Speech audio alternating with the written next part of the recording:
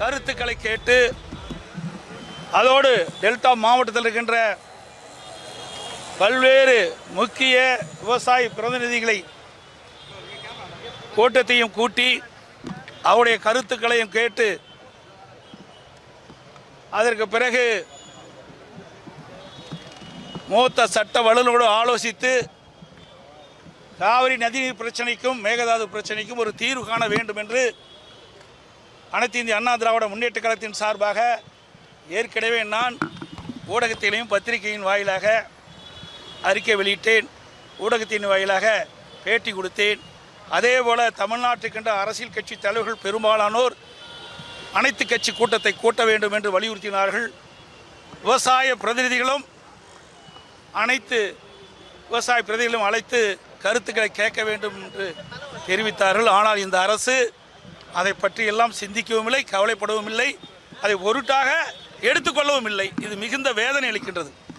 இதற்கு முன்பு இருந்த அனைத்து இந்திய அண்ணா திராவிட முன்னேற்ற கழக ஆட்சியிலும் சரி, திராவிட முன்னேற்ற கழக ஆட்சியாக இருந்தாலும் சரி, காவிரி நதிநீர் பிரச்சனையோ மேகதாது பிரச்சனையோ வருகின்ற பொழுது அனைத்து கட்சி தலைவர்களை கூட்டத்தை கூட்டி விவசாய சங்க பிரதிநிதிகளுடைய கூட்டத்தை கூட்டி அவருடைய கருத்துக்களை கேட்டு சட்ட வல்லுநர் மூலமாக சட்ட ரீதியாக உச்சநீதிமன்றத்தில் சந்தித்து இன்றைக்கு காவிரி நதிநீர் பிரச்சனைக்கு ஒரு நிரந்தர தீர்வை அனைத்து இந்திய அண்ணா திராவிட முன்னேற்ற கழக ஆட்சியிலே நாங்கள் தீர்ப்பை பெற்றோம்.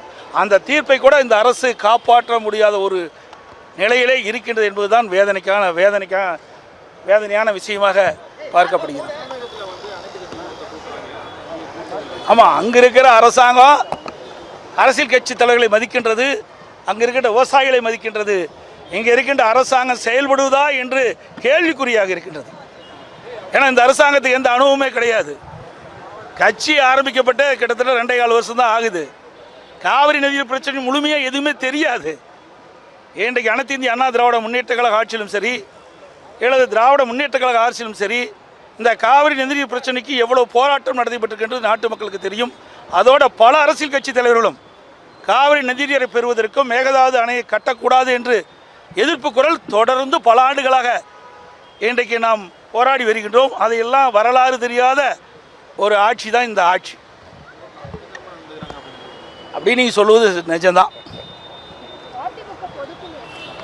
கூட்டப்படும். இப்போ ஏற்கனவே அனைத்து மாவட்ட அமைப்பு நீதியாக உள்ள அனைத்து மாவட்ட நிர்வாகிகளும் அழைத்து அதிலே தலைமை கலைஞர்கள் தான் வந்திருக்கிறாங்க. பொதுக்குழு உறுப்பினர்கள் கலந்துக்கிட்டாங்க. எல்லாமே அவருடைய கருத்துக்களை எல்லாம் கேட்டுக்கிறோம். சட்டமன்ற கூட்டத்தொடர் முடிந்தவுடன் ஒவ்வொரு முதலிலே செயற்குழு கூட்டப்படும், பிறகு பொதுக்குழு கூட்டப்படும்.